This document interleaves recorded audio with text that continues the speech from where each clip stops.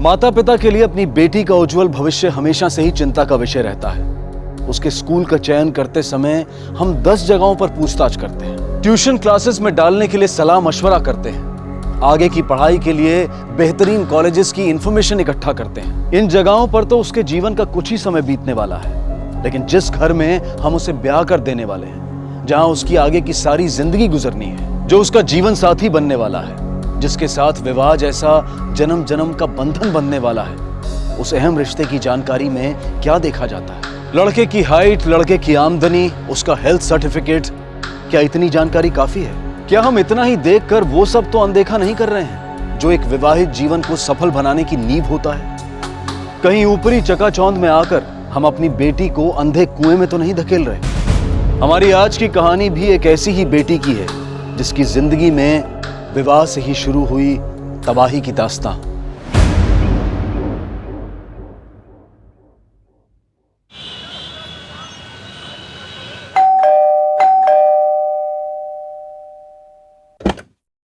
जी नमस्ते, मानसी और अजय हैं? भैया, भाभी, आपसे कोई मिलने आया है।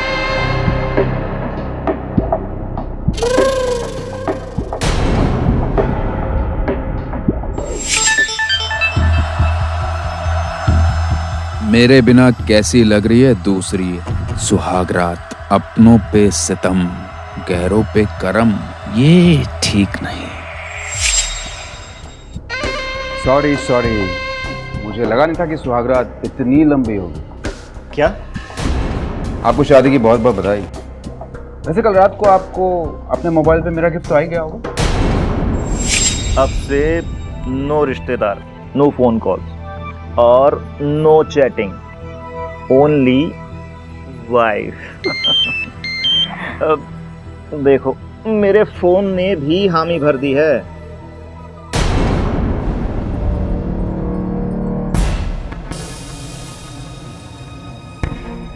क्या हुआ अजय? क्या है ये?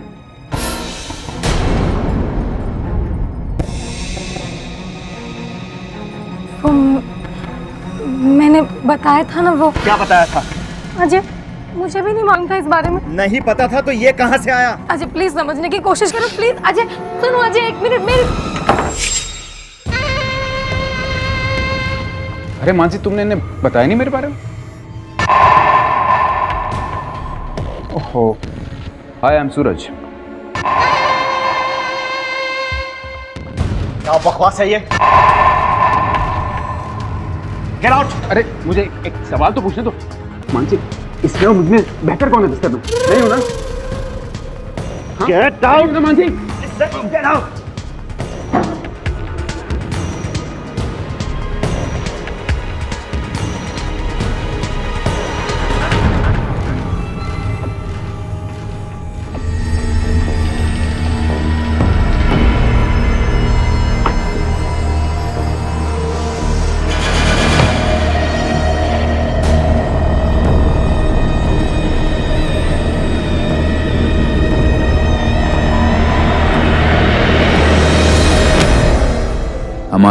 मेरा मतलब है तुम्हारी वाइफ का है, यहीं भूल गई थी, लौटा रहा हूं। यकीन नहीं होता तो पहना के चेक कर लेना।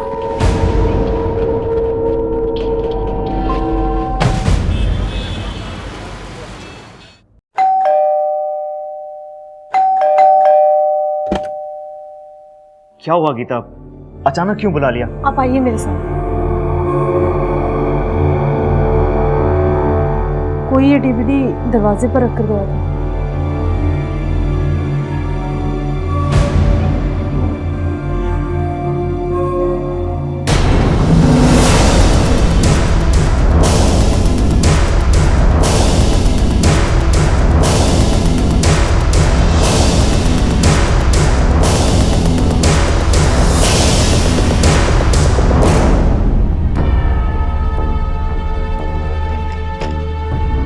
बस जानना चाहता था कि अपनी बीवी की खूबसूरती के बारे में आपका क्या ख्याल है।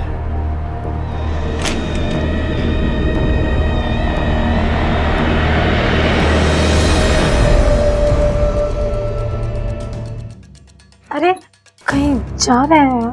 मैं नहीं जा रहा हूं, तुम जा रही हो। तुम जाओ यहाँ से, प्लीज लीव। हाँ जी प्लीज अजय, अजय मैं तुम्हारे हाथ जोड़ती हूँ अजय, प्लीज ऐसा मत करो, प्लीज समझने की कोशिश करो अजय। सूरज मेरी जिंदगी हराम कर देगा। तो क्या करूं मैं? पहले पता होता तो ये झमेला ही ना लेता। कैसे बता? मुझे कहाँ मालूम था कि वो इस कदर गिर जाएगा। उस आदमी से छुटकारा पाने के लिए कुछ ना कुछ तो मुझे करना ही पड़ेगा। प्लीज अजय, नहीं अजय प्लीज, अजय ऐसा मत करो।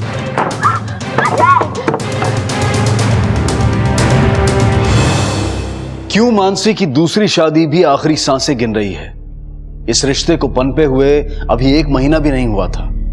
मानसी का पहला पति सूरज आखिर उससे क्या चाहता है? पति पत्नी के बीच के निजी रिश्ते की गरिमा को वो क्यों तार तार करने पर तुला है? आखिर उसका इरादा क्या है? और मानसी ये सब बर्दाश्त क्यों कर रही है? कहीं उसकी खामोशी में कोई गुनाह तो नहीं छुपा है? और अतीत का ये रिश्ता टूट कर भी अब तक टूटा क्यों नहीं है? उम्मीदें मुरझा गई थी, पर दर्द के कांटों की चुभन अब भी सीने में बाकी थी। और अब जो होने वाला था वो कल्पना से भी परे था।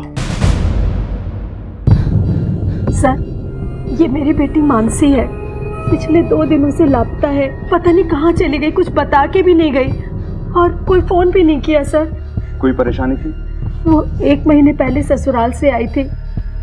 इन दोनों के बीच कुछ खटपट हो गई थी।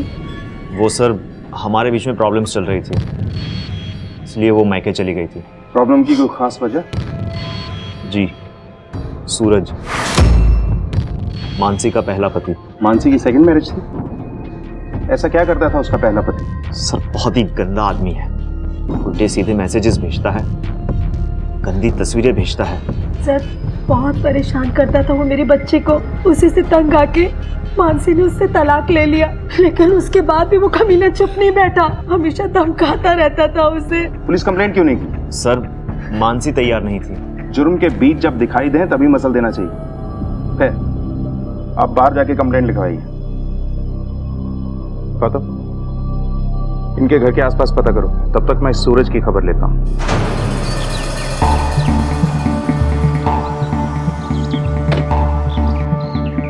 सूरज अवस्थी है? सूरज साहब और माँ जी और छोटी देवी कहीं गए हुए हैं और वो 2 दिनों से घर नहीं आए वापस। बड़े साहब और नैना देवी पुलिस स्टेशन गए हैं रिपोर्ट लिखवाने के लिए। ठीक है। यही है आपका बेटा? जी। क्या नाम बताया? सूरज। कब से गायब है? अब सर आप लोग यहाँ पे? हाँ पांडे, एक केस के सिलसिले में सूरज को ढूंढ रहा हूँ। क्या क्या काम है आपको मेरे बेटे से? आपके बेटे के खिलाफ किडनैपिंग का केस दर्ज है कहाँ आपका बेटा? जी वो 2 दिन से उसका कोई फोन आया नहीं, साथ में अपनी माँ और बेटी को भी ले गया है। 12 जुलाई से गायब है? जी। 12 जुलाई से मानसी भी गायब है। उसकी माँ और उसके पति ने केस दर्ज कराया है सूरज के खिलाफ। सर वो औरत बकवास कर रही है, मेरा बेटा ऐसा नहीं, वो 1 नंबर की चालाक औरत है सर। सर उसी ने गायब किया होगा मेरी बीबी, बेटा और पोती को। पापा प्लीज, विपर खामखा इल्जाम लगा रहे हैं। अरे तू चुप कर, पता नहीं उस औरत ने क्या जादू किया इसके ऊपर, जब देखो उसकी तरफदारी करते रहती है। सर आप मेरी बात मानिए, आप उसको कैसे भी करके गिरफ्तार कीजिए, आपको सूरज, शांति और रीनी भी मिल जाएंगे। हमें जो करना हम कर लेंगे, आपके सुझाव की जरूरत नहीं। पांडे सर, इस केस से रिलेटेड सभी डॉक्यूमेंट चाहिए मुझे। I am taking over. Yes sir. Sir मामला कुछ ज्यादा ही पेचीदा है। दोनों फैमिली एक दूसरे के ऊपर आरोप लगा रही है।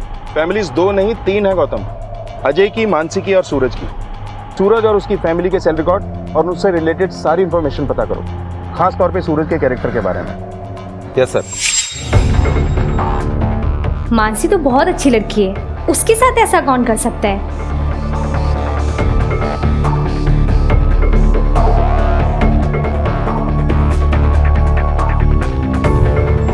सर कहना तो नहीं चाहिए, लेकिन सूरज सर अपने आप को भगवान मानते हैं।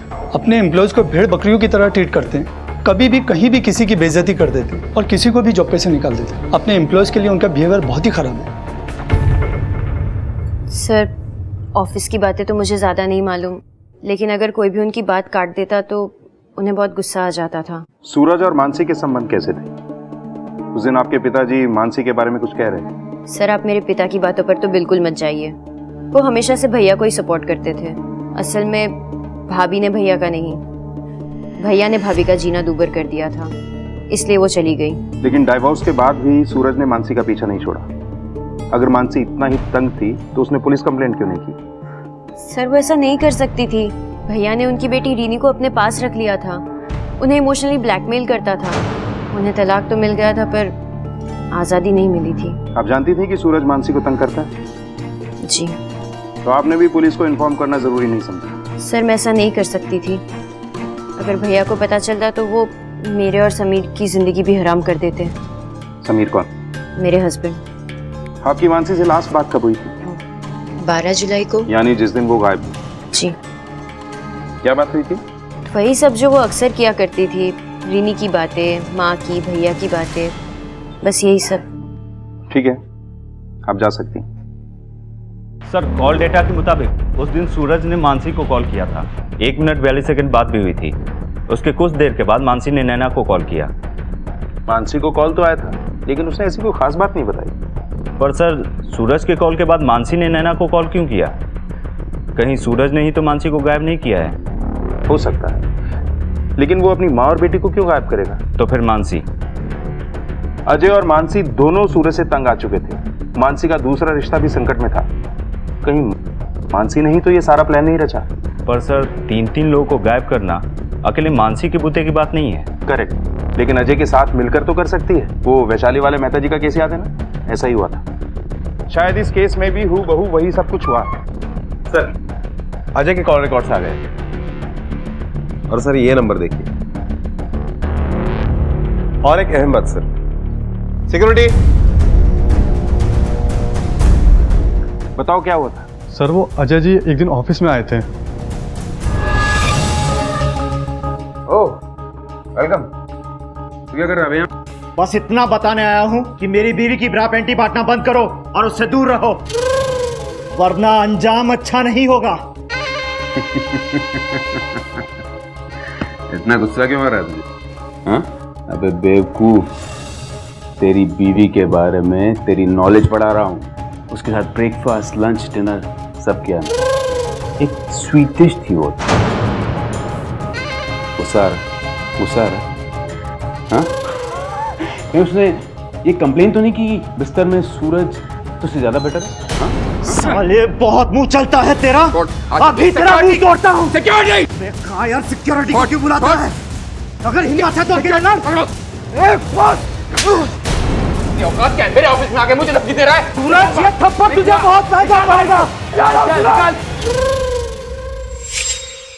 उठा के लेके आओ इस अजय को। ओके सर, चलो।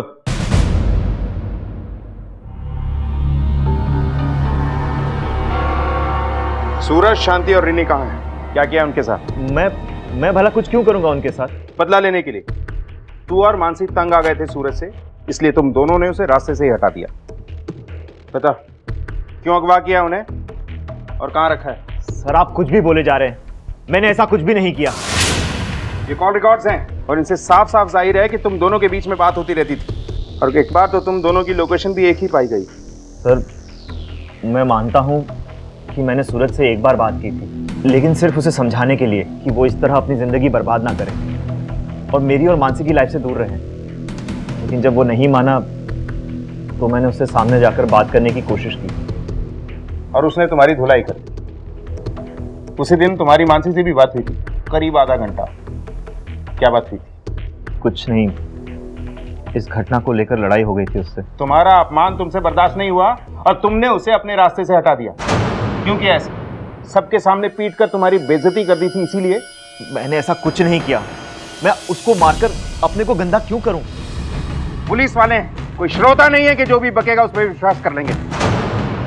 यहाँ तब तक सुलाओ इसे जब तक नरम ना पड़ जाए।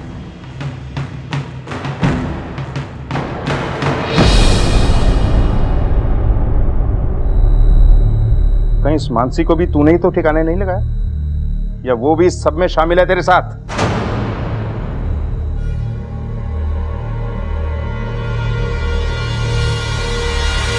कामयाबी का नशा जब सर पर चढ़ता है तो पैदा होता है अहंकार और इंसान अपने आप को खुदा समझने लगता है। सूरज के अहंकार का तूफान अपने साथ न जाने क्या क्या ले जाए, ये तो आने वाला वक्त ही बताएगा।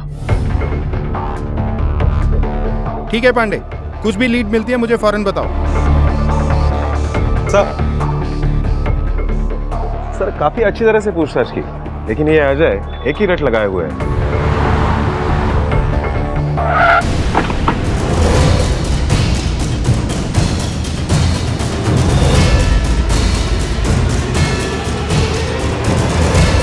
इंस्पेक्टर साहब, ये मानसी।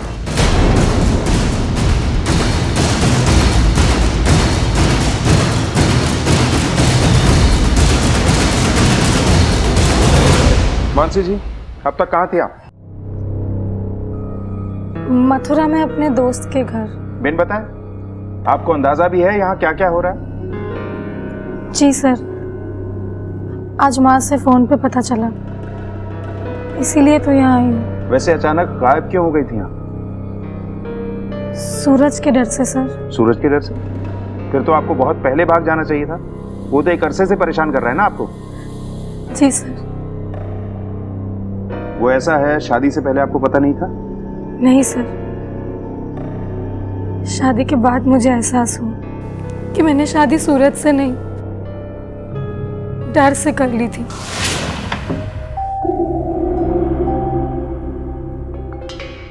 मानसी, जी। ये लो, ये पहन लो, बहुत खूबसूरत लगोगे। लो। मुझे लाल रंग पसंद नहीं है। ठीक है, तुम्हें काला पसंद है ना? हाँ, नो प्रॉब्लम, इसे काला कर देते।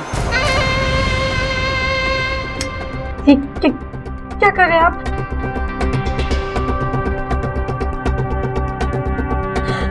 सर, वो अलग अलग तरीके से मुझे चोट देता था। कभी मेरे पीठ पर पेंटिंग बनाते वक्त ब्रश से दर्द देना,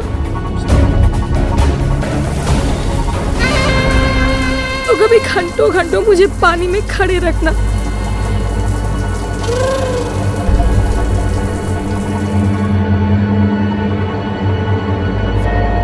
एक बार तो उसने अपने दोस्तों के सामने मुझे जबरदस्ती ड्रिंक पिलाई।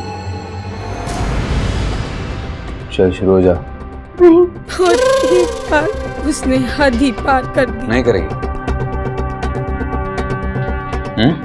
तू ऐसे नहीं मानेगी। सूरज, क्या करे? हाँ, छोड़ मेरा। देख इसके साथ क्या करता हूँ मैं।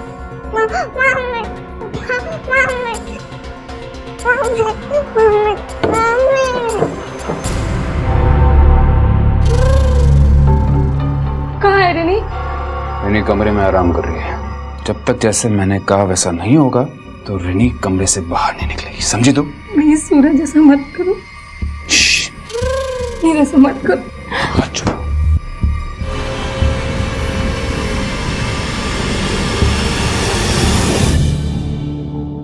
चल चलो जा।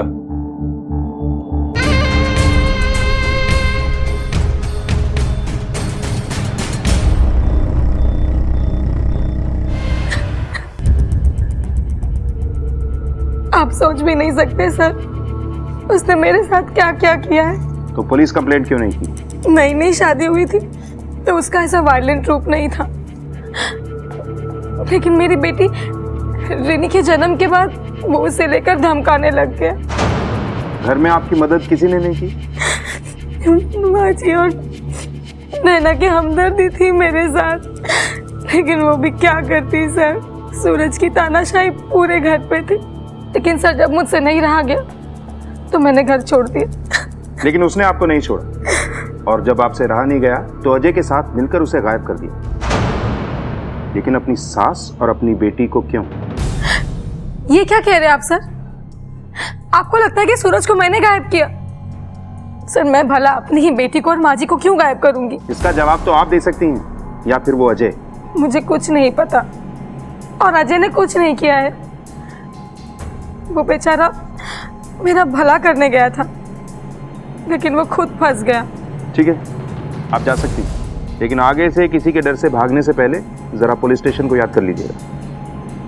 गौतम, इनकी फ्रेंड का एड्रेस लो, वेरीफाई करते हैं। जी मैं एयर होस्टेस हूँ। उस दिन जब मानसी का कॉल आया तो मैं दिल्ली एयरपोर्ट पर थी। उसने कहा कि वो मथुरा जा रही है, मेरे घर रुकना चाहती है। मैंने कहा ठीक है, चाबी मेरे पड़ोस में है, ले लेना। प्रतीक्षा जी, आप इंश्योर कर सकती हैं कि उस रात वाकई मानसी आपके यहाँ रुकी थी? सर मैं श्योर तो नहीं हूँ कि वो यहाँ रुकी थी या नहीं रुकी थी, क्योंकि उस वक्त मैं फ़्लाइट में थी। हाँ, पर उसने चाबी ज़रूर ली थी और 2 दिन बाद लौटाई भी थी, मेरी नेबर ने मुझे बताया। आप अपनी नेबर को बुला सकते हैं? सर इस वक्त तो वो घर पर नहीं है। ठीक है, अपना आईडी कार्ड दिखाइए और ऑफिस का नंबर दीजिए। Sure sir. वेरीफाई करो। जी सर। सर, मानसी का यहाँ रहने का एलिबाई अच्छा तो है, लेकिन परफेक्ट नहीं है। कहीं ऐसा तो नहीं कि ये मानसी सारे खेल खेल रही है? Let's see. आप पांडे बोलो। क्या मथुरा रोड पर?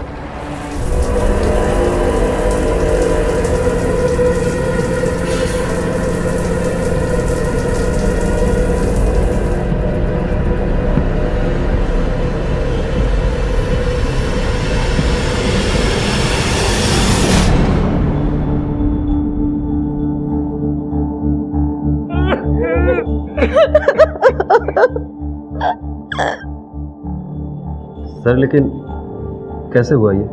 अभी वही जानने की कोशिश कर रहे हैं।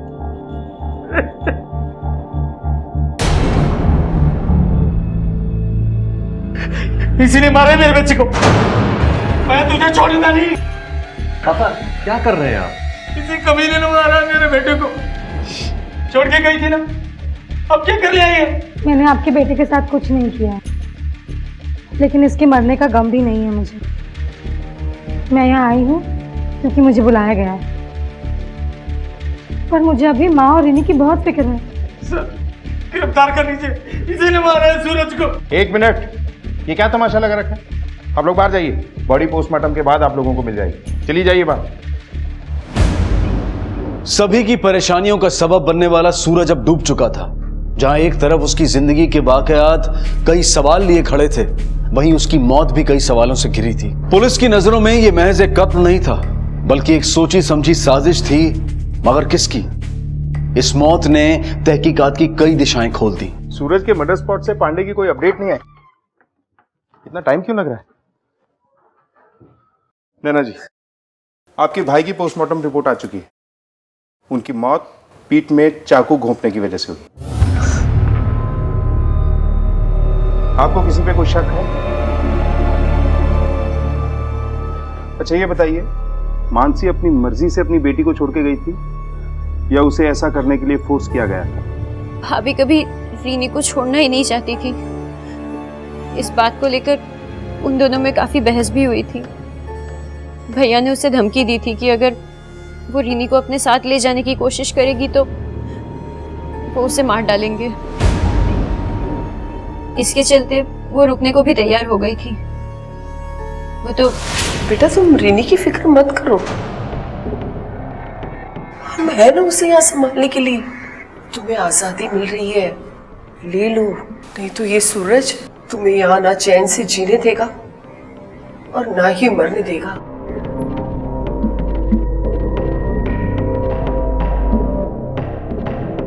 फिर माँ ने जाके भैया से भी बात की।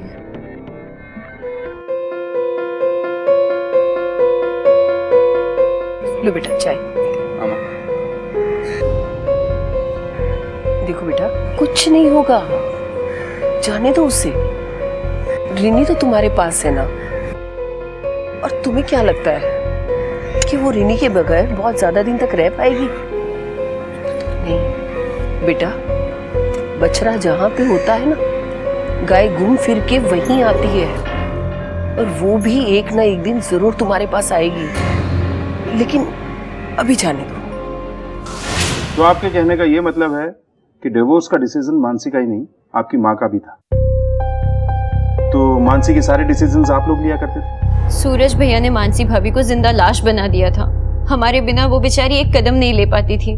डिवोर्स के बाद भी वो हमसे बहुत बातें करती थी, लेकिन माँ के बहुत क्लोज थी, एकदम बड़ी बेटी की तरह।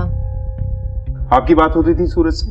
नहीं सर, सोते हुए शेर को जगाने का साहस मुझ में नहीं था। हाँ, माँ जी बहुत अच्छी हैं। नैना को, मानसी भाभी को काफ़ी सपोर्ट किया उन्होंने। मानसी से कैसे ताल्लुकात थे आपके? ज़्यादा बात नहीं होती थी सर। दरअसल मैं ही अवॉइड करता था उनको, सूरज भैया के कारण। ये तो वहाँ से दूर रहना ही पसंद करते थे। क्यों? दरअसल हमारे घर के हालात बहुत अलग हैं सर, तरस आता था इन औरतों के ऊपर। ठीक है, आप लोग जा सकते हैं।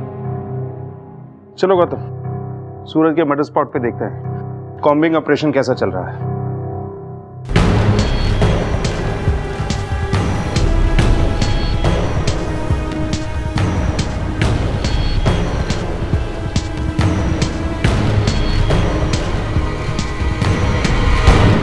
क्या अपडेट है पांडे? सर अभी तक कुछ भी नहीं मिला। अगर सूरज की माँ की भी हत्या हुई है तो हत्यारे ने उनकी लाश को जरूर यहीं कहीं ठिकाने लगाया होगा। ध्यान से ढूंढो। यस सर, ऑलमोस्ट 5 किलोमीटर के रेडियस में हमने छान मारा है और अभी भी ढूंढ रहे हैं। पर सर ऐसा भी तो हो सकता है कि उनका मर्डर हुआ ही ना हो सकता है, लेकिन तुम ढूंढना जारी रखो। जैसे कुछ पता चले मुझे अपडेट करो। Yes sir. गौतम, पांडे की बात में दम है। हो सकता है सूरज के अलावा कोई दूसरा मरा ही ना हो। मतलब ये कि शांति जी अपने बेटे से भी ज्यादा अपनी बहू मानसी के क्लोज थी। वो उसे अपनी बड़ी बेटी मानती थी। अगर एक बेटा बेटी को तकलीफ पहुंचाए तो माँ किसका साथ देगी? बेटी का। राइट, लगता है यही हुआ है। पहले उन्होंने मानसी को अपने बेटे से छुटकारा दिलवाया, फिर उसकी बेटी विनी को छुटकारा दिलवाने के लिए कहीं मानसी के साथ मिलकर ही तो ये नहीं किया। Hello, what? ठीक है, हमारे क्या हुआ सर?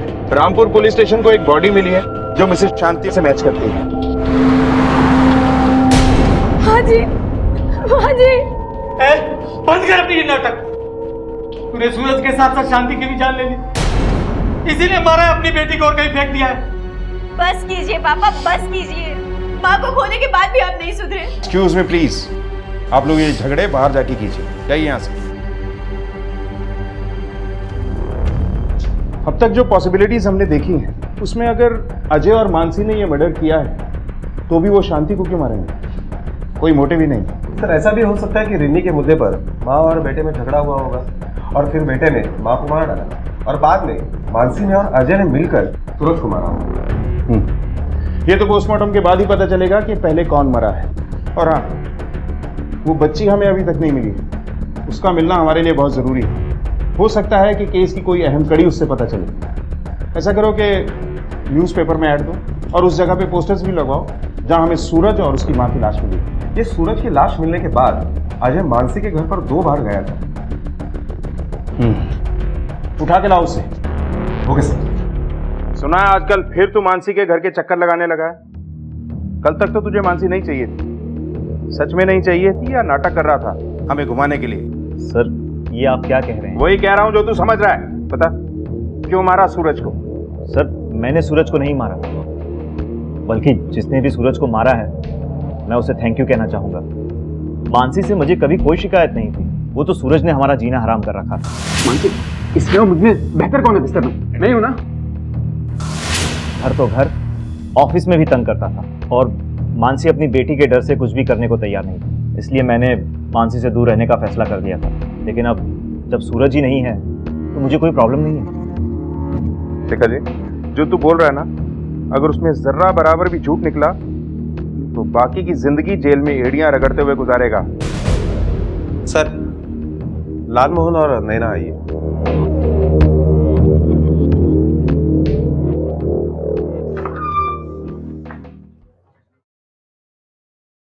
लालमोहन जी, आपकी नजर में ऐसा कोई है जिसे आपके बेटे और आपकी बीवी की मौत से कोई फायदा हो?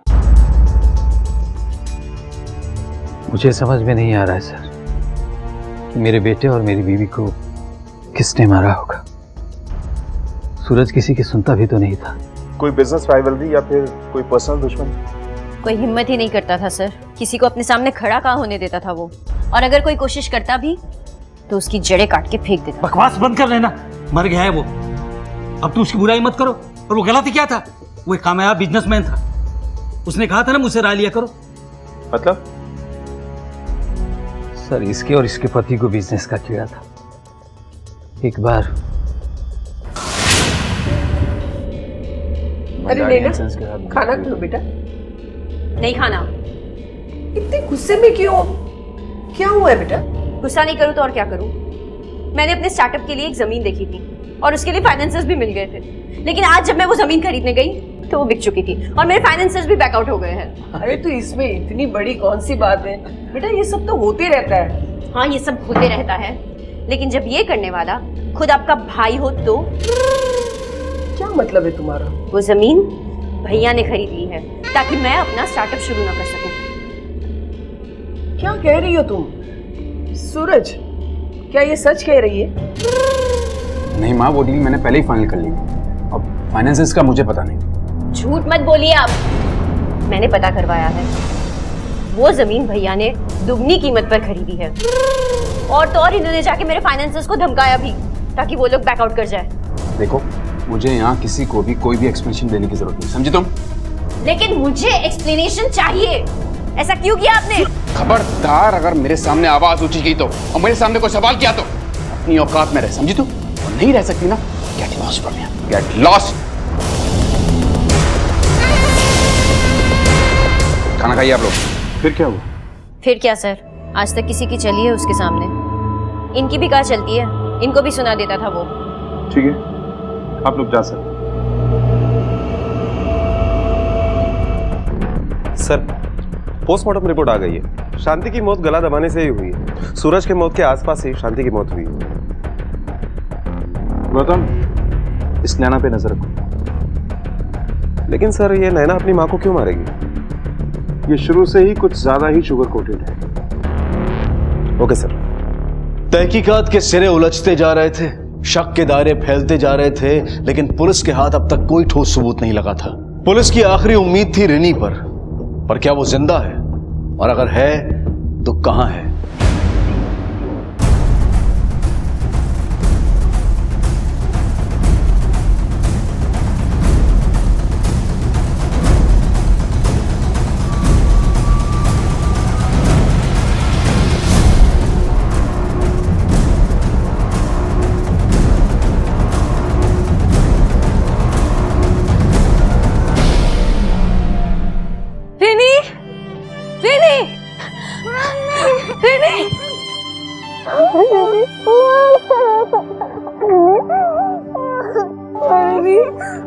मेरी बच्ची, कहाँ चले गए थे आप? अब ठीक हो? मामा को छोड़ के कहाँ चले गए थे आप? सर, जिस तरीके से ये बच्ची मानसी को लिपट रही है, मुझे नहीं लगता कि इस कत्ल में मानसी का कोई हाथ होगा, वरना ये बच्ची काफी डरी हुई होती। बच्ची काफी डरी हुई है, कुछ भी बोल नहीं पा रही। आप कोशिश कीजिए, शायद कुछ बोल पाए। रिनी बेटा, बेटा अंकल कुछ पूछ रहे हैं ना, बताओ उन्हें क्या हुआ, डरो नहीं। रिनी, अच्छा, आप अपनी फ्रेंड के घर कितने बजे पहुंची? करीबन रात 8 बजे। 8 बजे? लेकिन सूरज तो अपनी माँ और बेटी को लेकर 12 बजे निकल गया था। फिर ये 8 घंटों में क्या हुआ? मुझे नहीं पता सर, मैं बहुत टेंशन में थी, मैं यहाँ वहाँ भटक रही थी, मुझे कुछ समझ में नहीं आ रहा था।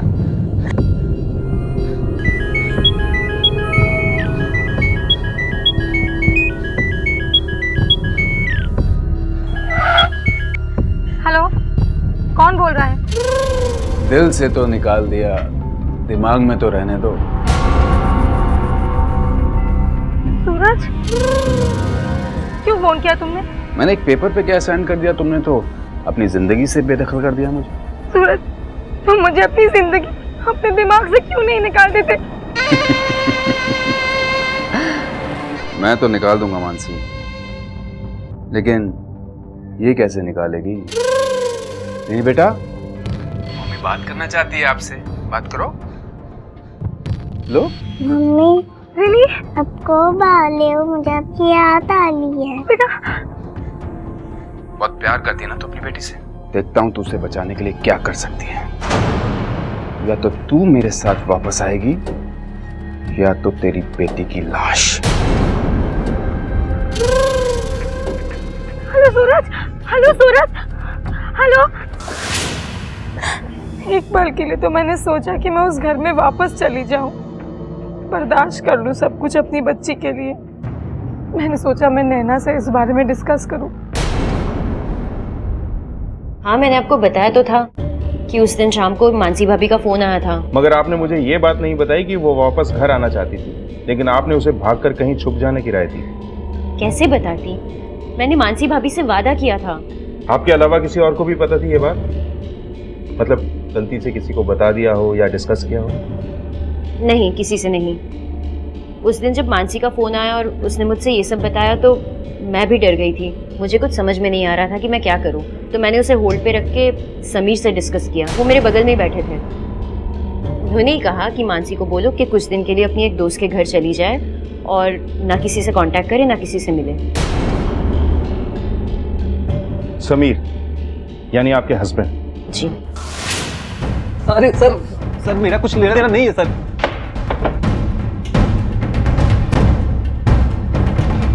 सर ये मुझे फंसाने की साजिश है। मेरा कोई हाथ नहीं इसमें सर, मेरा कोई लेना देना नहीं है इससे। जरा लड़की को लेके आओ।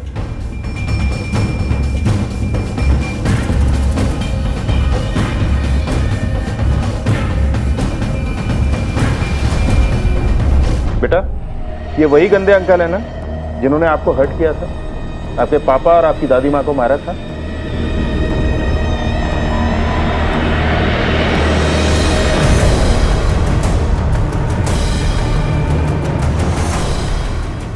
अरे सर बच्ची का क्या भरोसा सर। आप बच्ची को लेके जाओ। अरे सर वो बच्ची सर कुछ भी बोल रही है। तुम इतने चालाक तो निकले कि तुमने अपना फोन बंद रखा, लेकिन वो नंबर जो तुमने अपने ऑफिस के पियोन के नाम पर लिया था उसने हमें तुम्हारे दरवाजे पर खड़ा कर दिया। उस दिन तुम्हारी लोकेशन सूरज के साथ ही थी। तुम सूरज के साथ ही थे, यही नहीं तुम्हारी उससे फोन पे बात भी हुई थी।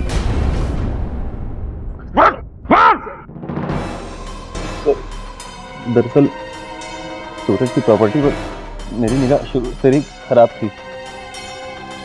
एक छोटा सा बिजनेस खड़ा करना चाहता था सर, लेकिन मैं जानता था कि सूरज कभी ऐसा होने नहीं देगा। एक बार नैना के थ्रू भी मैंने स्टार्टअप की कोशिश की थी, लेकिन उसने सब चौपट कर दिया। मेरे रिश्तेदारों के सामने भी कई बार उसने मेरा मान किया, तब भी मैं चुप रहा, कुछ नहीं कहा। लेकिन जब मुझे पता चला कि सूरज मानसी को जबरदस्ती वापस लाने वाला है और मानसी भी भागने वाली है, तो मुझे मौका मिल गया। हाँ सूरज भाई, खबर एकदम पक्की है। मानसी ने खुद नैना को फोन करके ये बताया था कि वो कहाँ छुपी हुई है। आप ऐसा करो, आप मुझे मथुरा रोड मिलो, मैं आपको लेके चलता हूँ। और सूरज भाई एक बात और, नैना से ना कुछ डिस्कस मत करना, वो मुझे सुनाती रहेगी। वैसे भी आपका चापलूसी कहती है वो मुझे। ठीक है, आता हूँ। पर वो बेवकूफ था, अकेले नहीं आया, माजिक और रीनी को साथ मिलाया। उसको लग रहा था कि रीनी के सहारे वो मानसी को और अच्छे से ब्लैकमेल कर लेगा। मथुरा का सफ़र लंबा था, इसलिए माजी को ले लिया उसने। फिर हम उसकी गाड़ी में बैठ कर निकल गए और मैंने सुनसान जगह देखकर टॉयलेट के बहाने गाड़ी रुकवाई।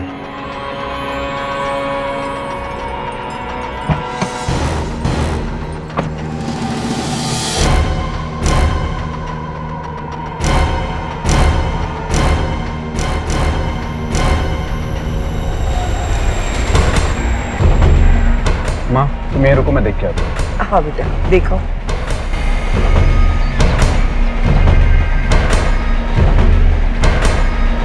समीर कहाँ है यार?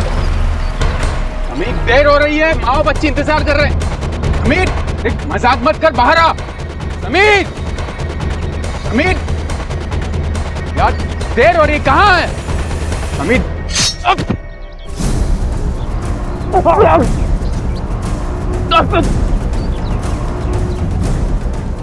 कहाँ चले गए? दिख ही नहीं रहे दोनों। सूरज बेटा,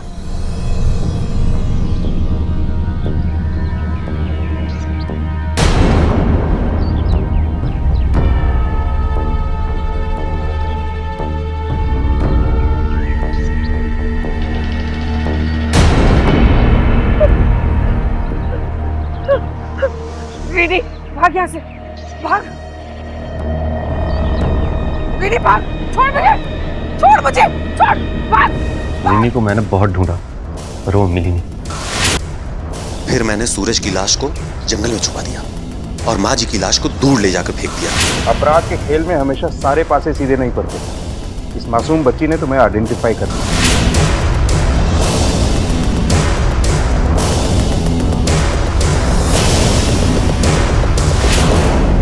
कार को कहाँ ठिकाने लगाया? वहीं आगे मुझे एक तालाब मिला, मैंने कार को सीमेंट डुबा दिया। नफरत हो या लालच, जब ये जुर्म की राह पे निकलता है ना, तो अंजाम बस एक ही होता है, तबाही।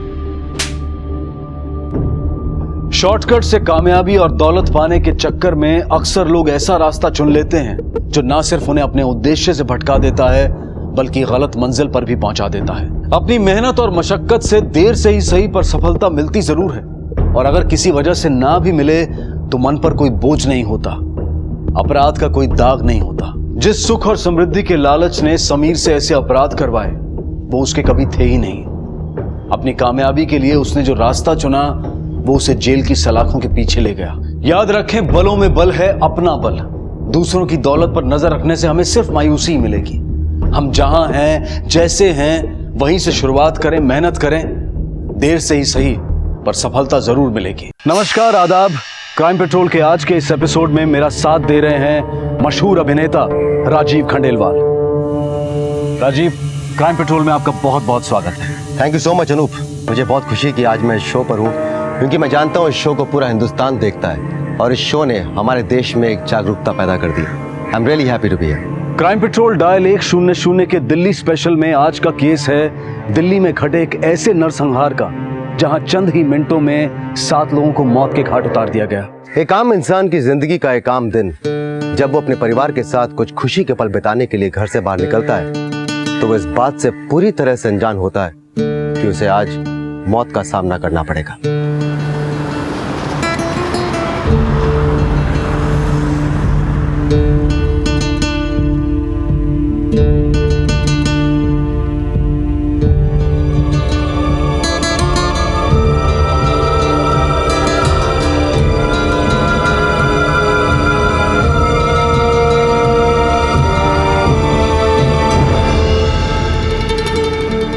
यहाँ का खाना तो जेपी रोड के ढाबों से भी अच्छा है। तुम ही हमेशा जेपी रोड करते रहते हो, कभी नई जगह ट्राई नहीं करते, हमेशा एक ही जगह जाके बोर करते रहते हैं हमें। पापा हमें बोर नहीं करेंगे, हमें फन फूड विलेज लेकर जाएंगे, है ना पापा?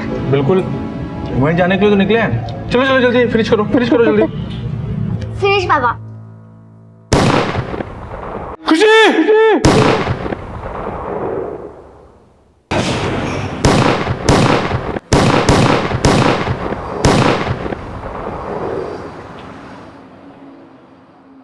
कुछ ही पलों में रविन का हंसता खेलता परिवार मौत की आगोश में चला गया। अचानक हुए इस हमले में 7 बेकसूर लोग मारे गए। कौन थे ये हमलावर और मरने वालों का क्या कसूर था?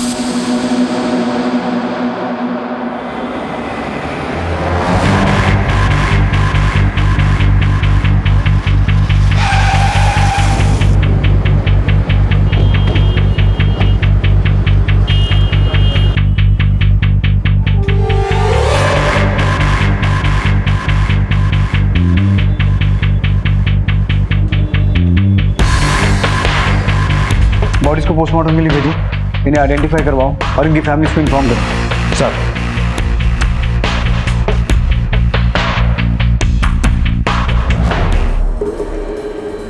एम्बुलेंस बुलाओ जल्दी, जिंदा है। सर। हेलो हेलो, कुछ बता सकते हो किसने अटैक किया था? 3 लड़के थे बाइक पे, क्रिकेट यूनिफॉर्म में। हॉस्पिटल लेके जाओ, सेव हिम क्विक।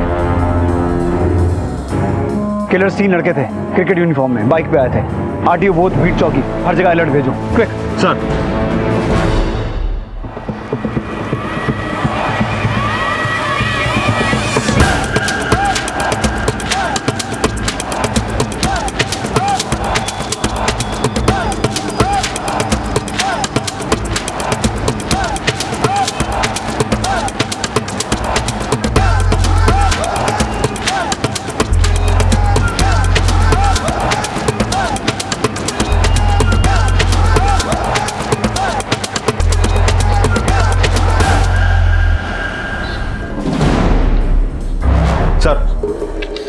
ये उन लोगों की लिस्ट है जो हादसे में मारे गए, और इस आदमी का नाम रविन खन्ना है। इसके साथ इसकी बीवी और बेटी भी थी। विकासपुरी का रहने वाला है, फैमिली में और कोई भी नहीं है सर। इस फैमिली के अलावा ये जो लोग हैं ये कौन है? सर ढाबे के 2 वेटर्स के अलावा 3 लोग और थे जो खन्ना फैमिली के आगे वाले टेबल पर बैठे थे। पहला अश्विन दीवान, दीवान बिल्डर्स का मालिक। दूसरा वरुण बलियान, सोशल वर्कर। लेकिन सर तीसरे की बॉडी आइडेंटिफाई नहीं हुई है। वरुण बलियान, ये नाम कुछ सुना सुना सा लग रहा है। सर ये एकता पार्टी के प्रदेश अध्यक्ष धीरेन बलियान का छोटा भाई है। तो कहीं इन मर्डर्स के पीछे कोई पॉलिटिकल कनेक्शन तो नहीं है, या फिर कोई लैंड माफिया गैंग है? सर मुझे लग रहा है किलर्स के टारगेट पे वरुण, अश्विन या फिर उस तीसरे आदमी में से कोई एक है, या फिर ये तीनों। लेकिन फायरिंग में खन्ना फैमिली और ढाबे के लोग भी शिकार हुए हैं। वर्मा, टारगेट पे खन्ना फैमिली भी हो सकती है। एक काम करो, ये जितने भी लोग हैं सबका बैकग्राउंड चेक करो, पता करो इनका आपस में कोई कनेक्शन तो नहीं है। Okay sir. और वो जो 3 किलर्स क्रिकेट यूनिफॉर्म में देखे गए थे, उनकी कोई इन्फॉर्मेशन मिली? नहीं सर, अभी कुछ पता नहीं चला है।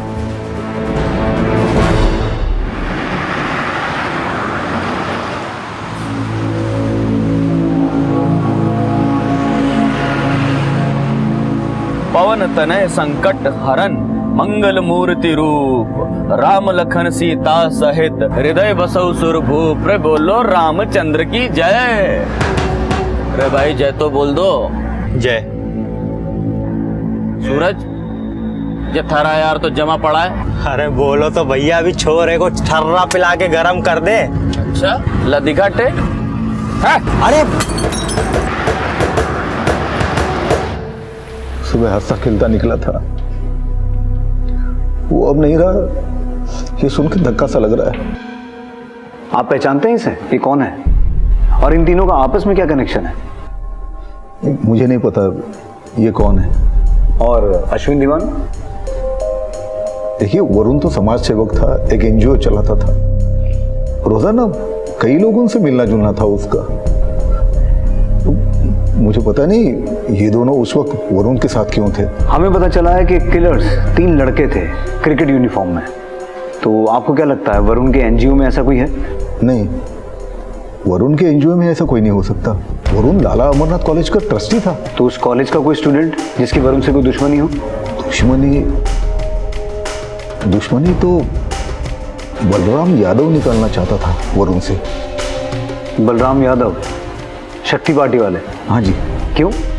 वो वरुण के एनजीओ ने पिछले साल जल विभाग में जो धांधली हुई थी, बलराम यादव ने जो की थी, उसका पर्दाफाश किया था। तब से बलराम यादव की आंखों का कांटा बन गया था वरुण।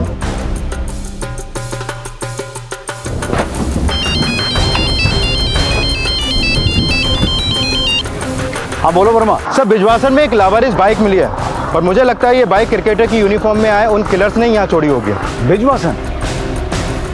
इसका मतलब है उन्होंने किसी और व्हीकल से बॉर्डर क्रॉस किया होगा। एक काम करो, हरियाणा पुलिस को तुरंत अलर्ट करो और राजस्थान पुलिस को भी। नजफगढ़ से बिजवासन, जहां जहां भी सीसीटीवी लगे हैं वहां से पता करो, शायद उनका चेहरा सामने आए। और वो जो बाइक मिली है पता करो किसके नाम पर रजिस्टर्ड है। Okay sir.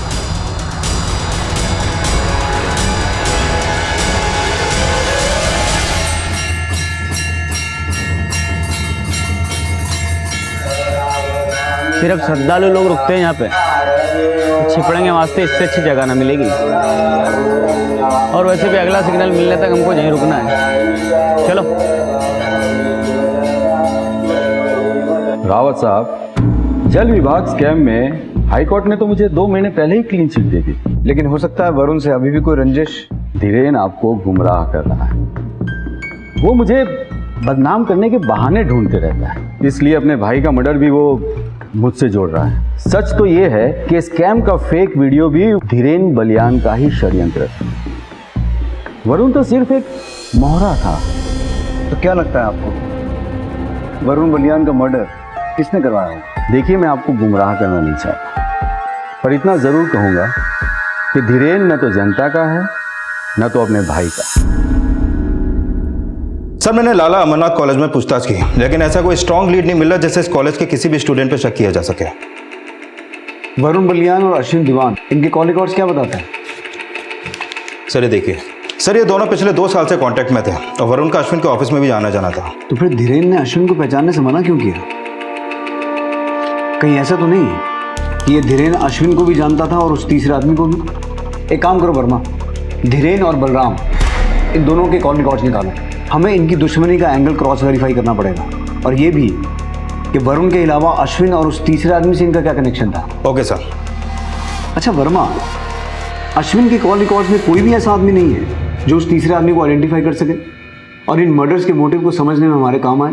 हाँ सर, एक नाम है जिससे हमें काफ़ी कुछ पता चल सकता है। कौन? रोशनी चौटाला। ये पहले लैंड रेवेन्यू डिपार्टमेंट में थी और अश्विन ने लैंड क्लियरिंग में इसकी काफ़ी हेल्प ली थी।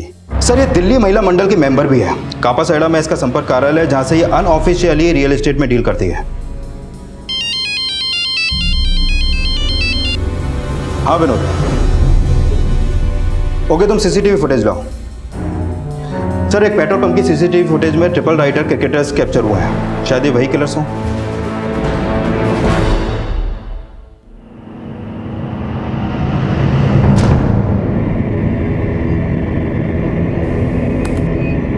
सर, यही तीनों लड़के हैं। पेट्रोल पंप वाले बोल रहे थे ये बहुत जल्दबाजी में थे। साहब, वो लोग लाइन तोड़कर आगे आ गए थे। अरे लाइन में आओ। अबे डालेगा तू एक किल्ली। चल एक चल ना, डाल जल्दी डाल।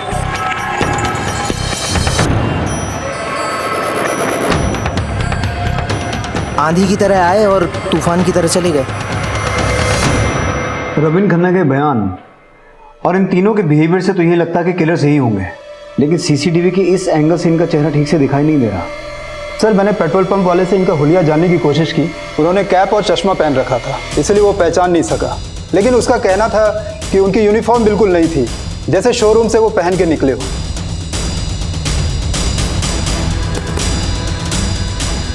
पता करो इस ब्रांड की क्रिकेट गियर नजरगढ़ के आसपास किस किस स्टोर में बिकती है। शायद यहीं से इनका चेहरा सामने आए। तब तक मैं रोशनी चौटाला से मिलकर आता हूं।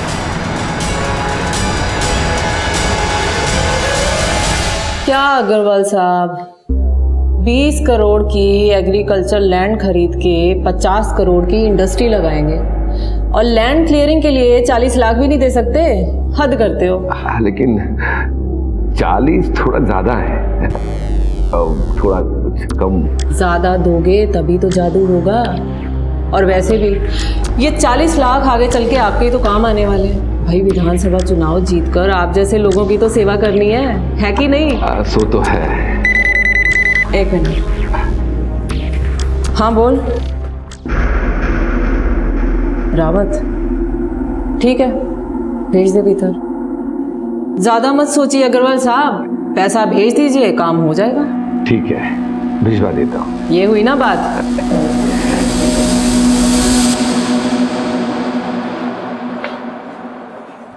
आइए आइए रावत साहब, बैठिए। चाय कॉफी कुछ? Thank you.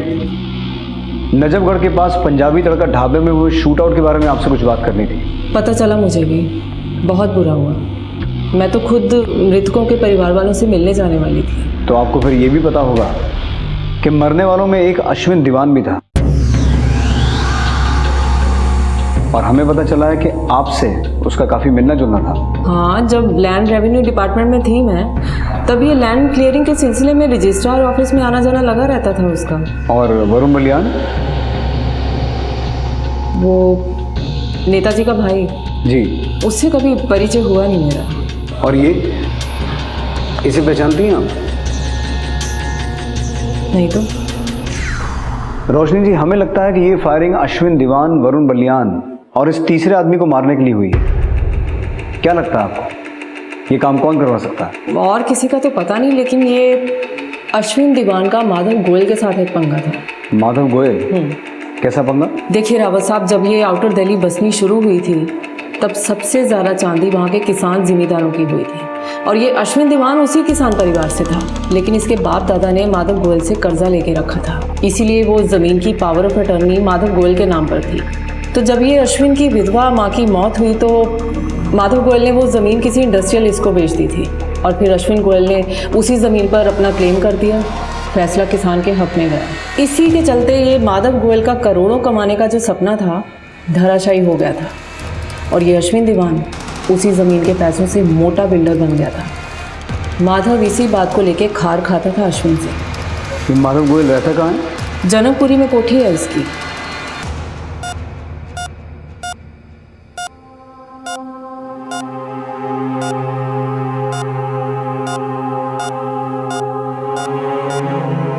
एक तरफ इस घटना का इकलौता चश्मदीद गवाह और विक्टिम रविन जिंदगी और मौत से जूझ रहा था, वहीं दूसरी ओर शक की सुई चारों ओर घूम रही थी। सब एक दूसरे पर शक जता रहे थे, लेकिन पुलिस के हाथ अभी कोई अहम सुराग नहीं लगा था।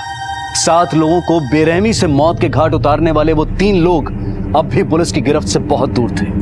लेकिन इसी दौरान पुलिस के हाथ उन 3 बाइक सवार हमलावरों के बारे में एक क्लू लगा।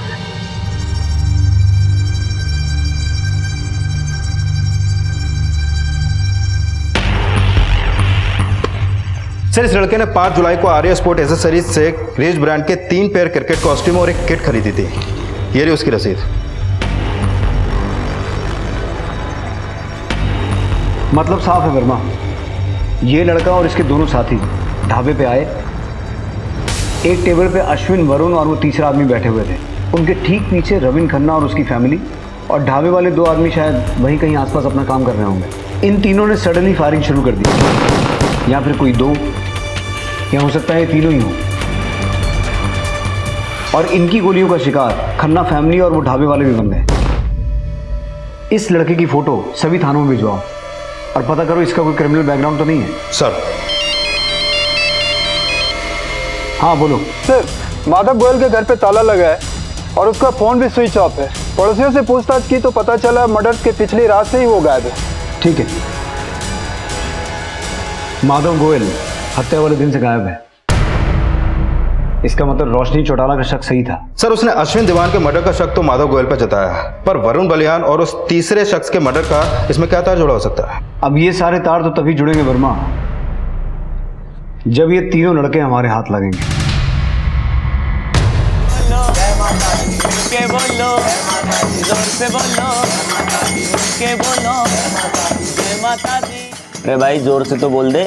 अरे के जोर से बोलूं यार, भूख लगी से। चल ले ढाबा भाई खाना खाने। भंडारा चालू होगा सत्संग के बाद, तब ठूस लेना जितना खाना है। भूख लगी है। अरे जोर से बोलो, जय माता दी। सारे बोलो, जय माता दी। के बोलो। सर,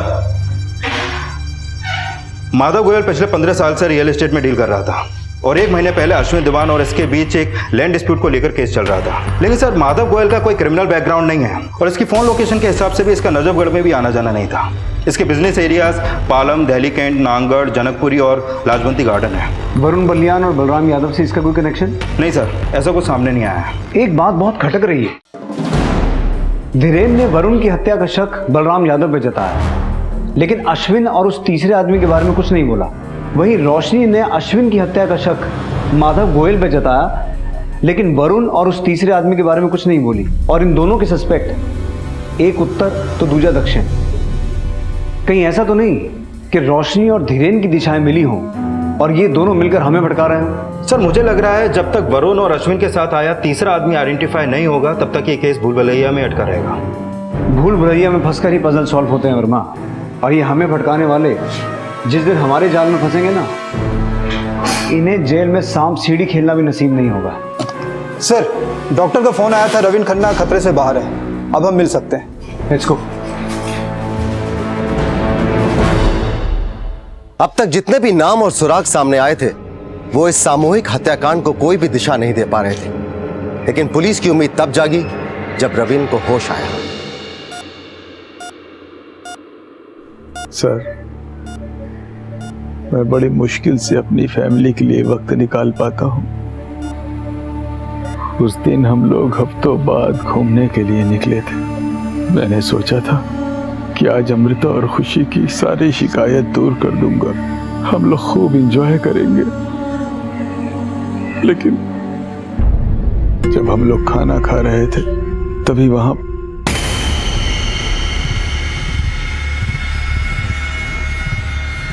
तीनों ने क्रिकेट यूनिफॉर्म पहन रखी थी। उनमें से एक ने आकर हमारे सामने वाले टेबल पर किसी का नाम पूछा। अश्विन दीवान? मैं हूं। तू कौन?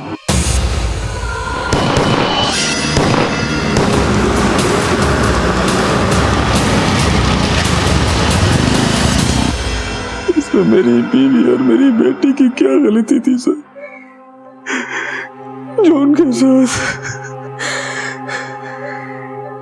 देखिए, आपने जो खोया है उसकी भरपाई कोई नहीं कर सकता, लेकिन हम आपको भरोसा दिलाते हैं कि वो अपराधी बहुत जल्दी जेल में होंगे, ताकि और कोई परिवार उनके अपराध का शिकार न बन सके। वो जो 3 लड़के थे उनमें से एक ये भी था क्या?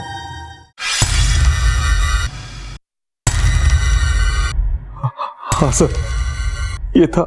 जो और 2 लड़के इसके साथ थे, आप हमारे स्केच आर्टिस्ट को उनका हुलिया बता सकते हैं? सर मैंने उन लोग को देखा तो था, लेकिन मुझे उनका चेहरा ठीक से याद नहीं है।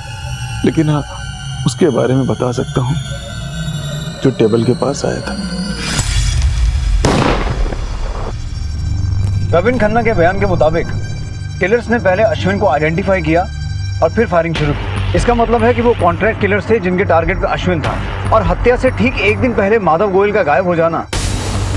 इससे तो यही थ्योरी सामने आती है वर्मा कि माधव गोयल ने ही उन किलर्स को हायर किया था। लेकिन सर, क्रिमिनल्स डेटा में इस लड़के का कोई क्रिमिनल रिकॉर्ड नहीं है जिसने क्रिकेट यूनिफॉर्म खरीदी थी, और जिस बाइक से वो आए थे वो चोरी की थी। जैसे ही दूसरे लड़के का स्केच तैयार हो, उसकी हिस्ट्री निकालो, या दूसरे से कुछ सामने आएगा। सर, मुझे लगता है इन किलर्स तक पहुंचने के लिए हमें मीडिया की हेल्प लेनी चाहिए। एक काम करो, एक प्रेस नोट जारी करो। Okay sir. नजफगढ़ के पंजाबी तड़का ढाबे में हुए शूट आउट में एक बड़ा खुलासा। पुलिस से प्राप्त सूचना के आधार पर फायरिंग करने वाले 3 शूटर में से पुलिस ने एक शूटर को आइडेंटिफाई कर लिया है। ये वही शूटर है जो उस दिन शूटर के साथ था। अगर इसके बारे में आपके पास कोई भी सूचना हो तो आप पुलिस हेल्पलाइन नंबर पर संपर्क करें। हेल्पलाइन नंबर है 18000। सूत्रों के हवाले से ये खबर मिली है कि इस हत्याकांड में किलर्स के टारगेट पे दीवान बिल्डर्स के मालिक अश्विन दीवान थे, जिसके साथ एकता पार्टी के प्रदेश अध्यक्ष धीरेन बलियान का छोटा भाई वरुण बलियान भी था। ऐसा माना जा रहा है इस हत्याकांड के पीछे बिजनेसमैन माधव गोयल का हाथ है, जो हत्या वाले दिन से फरार है।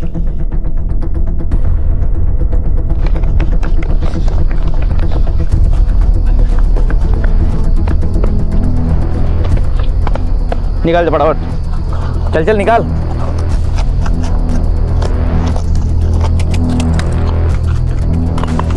चल जल्दी। सर, ये हिस्ट्री शीटर है, सूरज नाम है इसका, हिसार का रहने वाला है। सर, इसकी पहचान होते वो क्रिकेट यूनिफॉर्म खरीदने वाले की पहचान हो गई। प्रमोद नाम है उसका, और सूरज के ही गांव का है। सर, ये दोनों पिछले 2 हफ्ते से गांव नहीं पहुंचे हैं, और इन दोनों के फोन भी बंद है। हो सकता है वो तीसरा किलर भी हिसार का ही हो। सर, मैंने हिसार पुलिस में दोनों की इन्फॉर्मेशन भेज दी है, शायद तीसरे का भी कोई सुराग मिल जाए।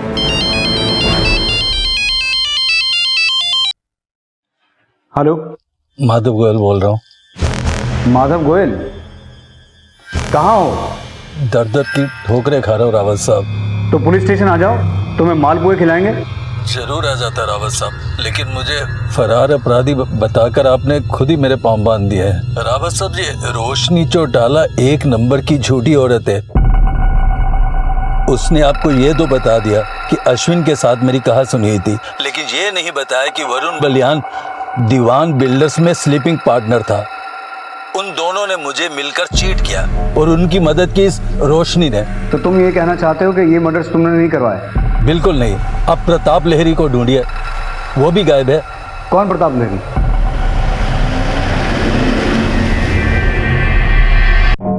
हेलो हेलो, आप जिस नंबर को डायल कर रहे हैं वो इस समय स्विच्ड ऑफ है।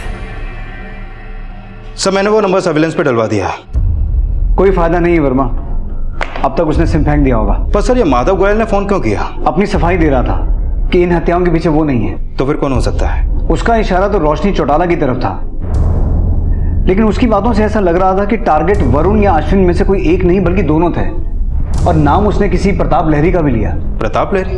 पता करो वर्मा, इस नाम के आदमी का इस केस से क्या नाता हो सकता है। एक तरफ नामों की लिस्ट बढ़ती जा रही थी और दूसरी तरफ किलर्स अलर्ट हो चुके थे।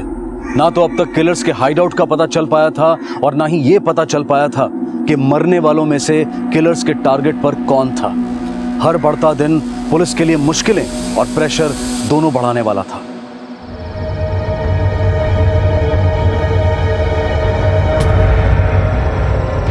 काका। हाँ बोलो, क्या बात है? काका, हम लोग फाड़ना से आए हैं, यहाँ रुकने की जगह मिल जाती तो। जगह तो खाली नहीं है, लेकिन अगर तुम लोग ठहरना ही चाहते हो तो मंदिर के बरामदे में जाकर सो जाओ। लेकिन इस बात का ख्याल रहे, सुबह होने से पहले आरती जो होती है ना, उससे पहले निकल जाना। जी मेहरबानी।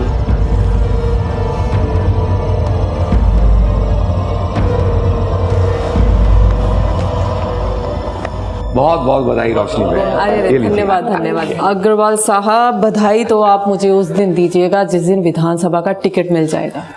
अरे ये महिला मंडल की अध्यक्ष तो वैसे भी मुझे ही बनना था। रोशनी जी, आपके बधाई समारोह में खलल डालना चाहता हूँ। आपसे कुछ पूछताछ करनी है। पूजा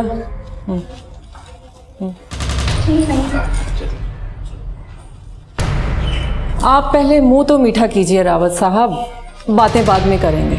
लीजिए। मुंह अगर मीठा कर लिया तो आपसे कड़वा नहीं बोल पाऊंगा। आप तो ऐसे बातें कर रहे हैं जैसे मैं ही अपराधी हूँ। हुआ क्या है? बैठिए। अरे बैठिए, बैठ के बात करते हैं, बैठिए। अब बताइए क्या अपराध किया है मैंने? प्रताप लहरी को नहीं जानती आप?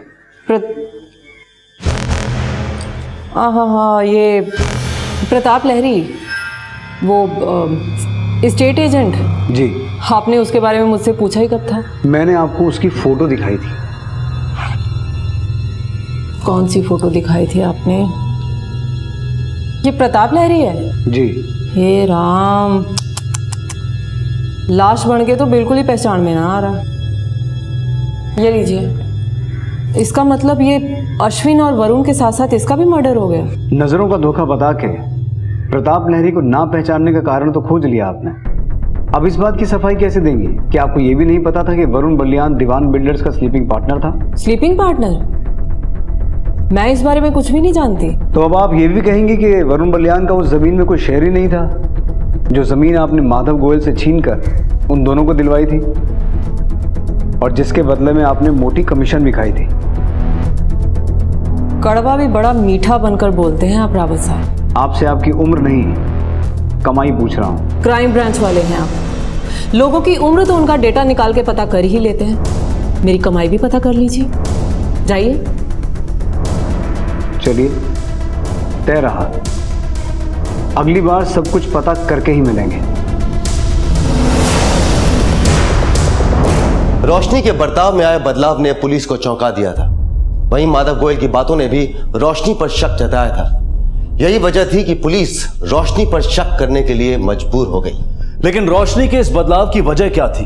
क्या रोशनी को इस बात पर यकीन था कि पुलिस उस पर गलत शक कर रही है, या फिर वो किसी बड़ी योजना को अंजाम देने वाली थी जिसके तार उन 7 लोगों से जुड़े थे जिनकी दिन दहाड़े हत्या कर दी गई थी? लेकिन अभी एक और बड़ा सवाल था, और वो था प्रताप लहरी, जिसका नाम माधव गोयल ने लिया था। सर, मैंने पता किया प्रताप लहरी सिर्फ स्टेट एजेंट ही नहीं बल्कि दीवान बिल्डर्स में एक स्लीपिंग पार्टनर भी था। मतलब इस केस की थ्योरी बिल्कुल साफ है। किलर्स के टारगेट पे दीवान बिल्डर्स के तीनों पार्टनर्स थे। कोई ऐसा है जिसके कहने पर किलर्स ने दीवान बिल्डर्स के तीनों पार्टनर्स को ही नहीं, दीवान बिल्डर्स नाम की कंपनी का ही सफाया कर दिया। लेकिन सवाल ये उठता है कि दीवान बिल्डर्स का ऐसा दुश्मन है कौन? हाँ बोलो विनोद। ठीक है सर, खबरियों से पता चला सूरज ने कोटला के किसी असलम से 3 पिस्तौल और बुलेट्स खरीदे थे। उठा के लाऊं सर? Okay sir.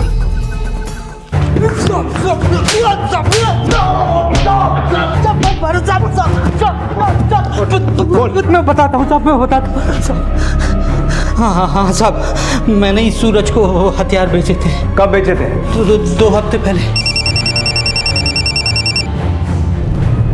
उसको मेरा नंबर कहाँ से मिला मुझे नहीं पता, बस उसने पैसे दिए और मैंने उसे हथियार बेच दिए।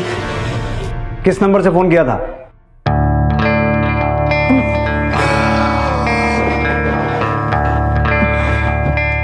इतनी खूबसूरत हो फिर भी तुम्हारे पति ने तुमसे डिवोर्स क्यों ले लिया?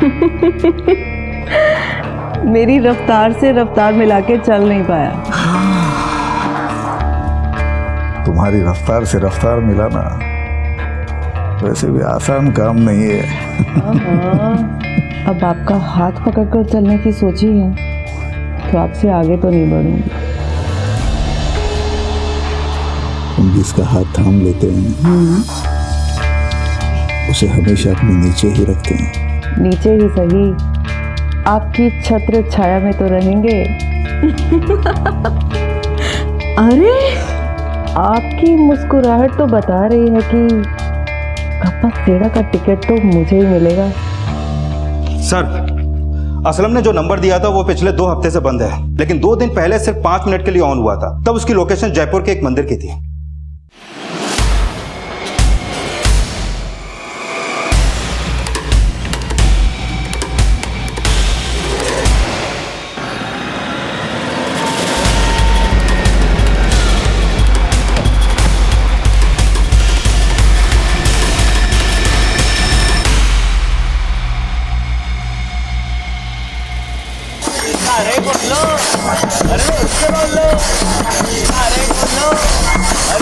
हाँ सर, ये दोनों इसी मंदिर में 2 दिन पहले सत्संग करे थे, लेकिन इसके साथ एक और भी लड़का था। अरे एक बार पैसे मिल जावे फिर देख लेंगे क्या करना है। पर पिस्सो मिलेगा कब? अरे सवेरे तक इंतजार कर ले, मिल जाएगा। खुश? अरे यूके, माता रानी का मैसेज आया है, बोले 10 लोगों को भेजेंगे तो मनोकामना पूरी होगी। जेके से भाई? अरे छोरे तू ना समझेगा, ये है गुड लक मैसेज। अब देख, अपने साथ में सब कुछ अच्छा होगा।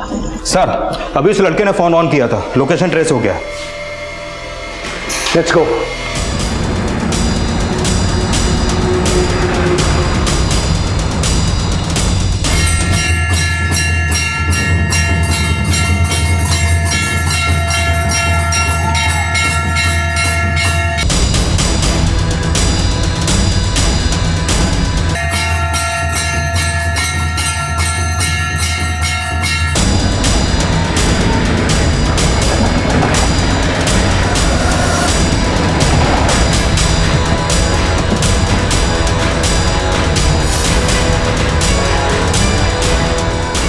उन लोगों के पास गन्स हैं, लेकिन मंदिर है, जब तक मैं न कहूं तो गोली नहीं चलाएगा। सर,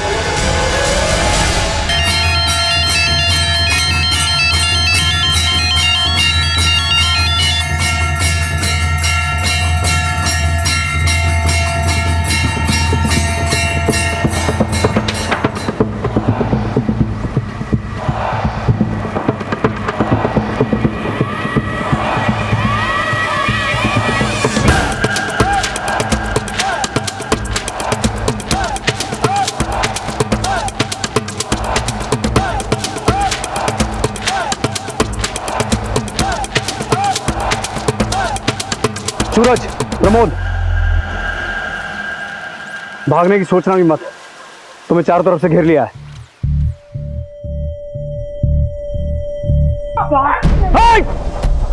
बी केयरफुल, उनके पास बंदूकें हैं।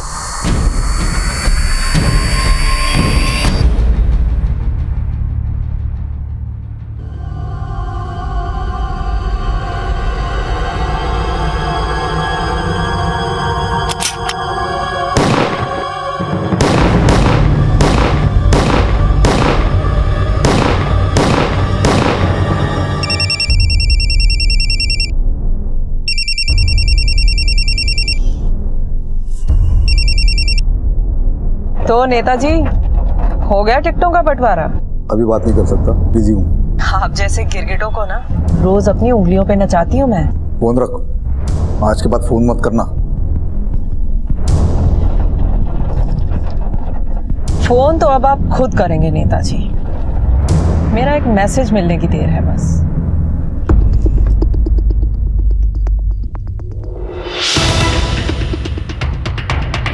सर, वो तीसरा किलर नमन था, हिस्ट्री शीटर।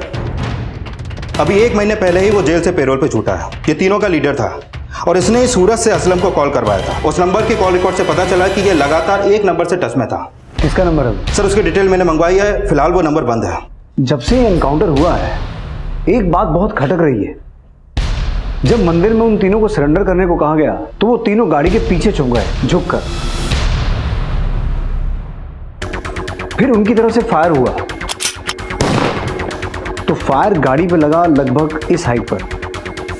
वर्मा, उन लोगों की पोजीशन के एंगल के हिसाब से गोली गाड़ी पे कहीं नीचे लगनी चाहिए थी, इतनी ऊपर नहीं। यानी कि सर आप ये कहना चाहते हैं गोली उन तीनों ने नहीं बल्कि किसी चौथे ने चलाई है? हाँ, जो ये चाहता था कि वो तीनों एनकाउंटर में मारे जाएं।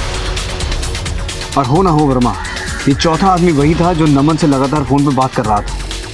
ये तूने अच्छा नहीं किया। तू जानती नहीं मैं कौन हूं? जानती हो ना, आपकी ताकत का अच्छी तरह से अंदाजा है मुझे, इसीलिए तो नेताजी आपकी नस पकड़ी है मैंने। नेताजी, मैं अच्छी तरह से जानती हूँ आप बहुत इज्जतदार हैं, पर क्या है ना, मैंने भी तो आपको अपनी इज्जत सौंपी है ना?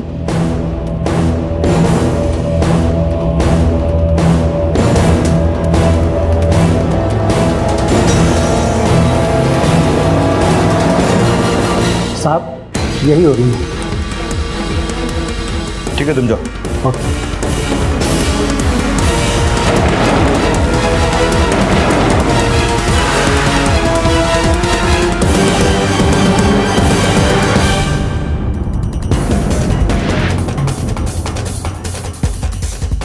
ये मेरी खुशकिस्मती है कि पार्टी आला कमान ने मुझे इस काबिल समझा। मीडिया के जरिए मैं देश की जनता और अपनी पार्टी को यही विश्वास दिलाना चाहती हूँ कि मैं सबकी अपेक्षाओं पर खरी उतरूंगी। धन्यवाद।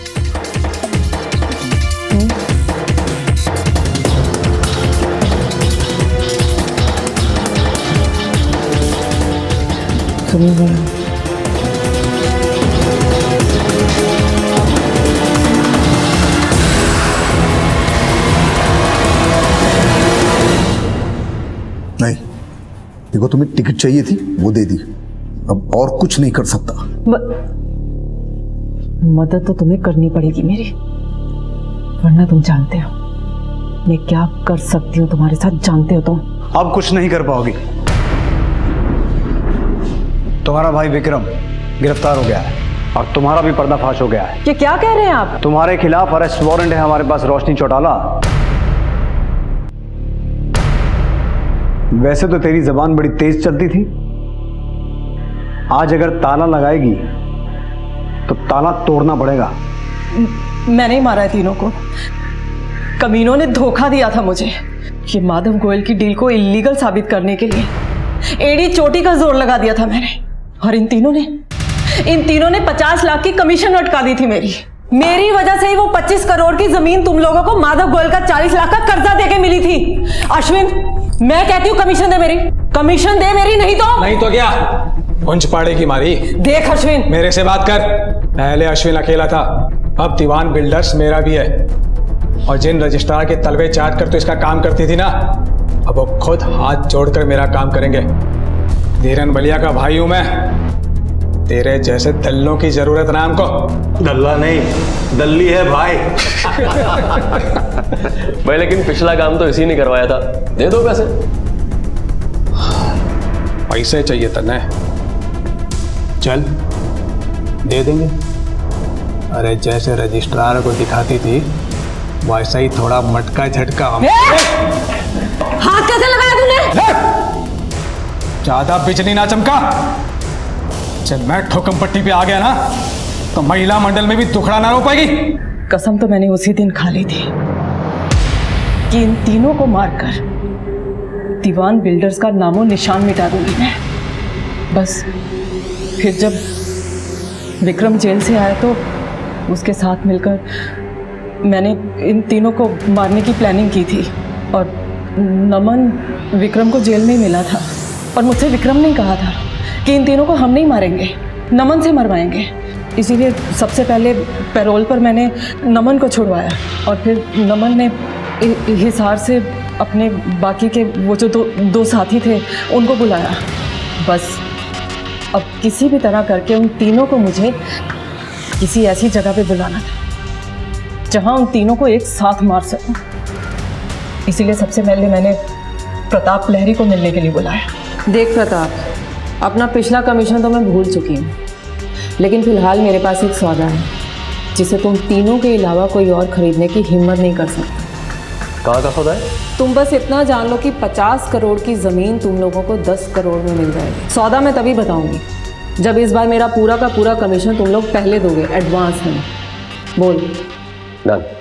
और वो बेवकूफ बड़ी आसानी से फंस गया मेरे झांसे में। फिर उसने वरुण और अश्विन को फोन लगाया और ये तीनों एक साथ मुझसे मिलने के लिए तैयार हो गए।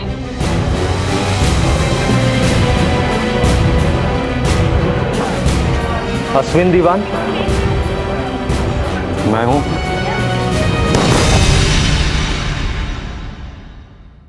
नजफगढ़ का पंजाबी तड़का ढाबा शूट आउट के सभी आरोपी पकड़ लिए गए हैं। महिला मंडल की अध्यक्षा रोशनी चौटाला मुख्य आरोपी है। सोमवार को पुलिस कोर्ट में चार्जशीट दायर करेगी।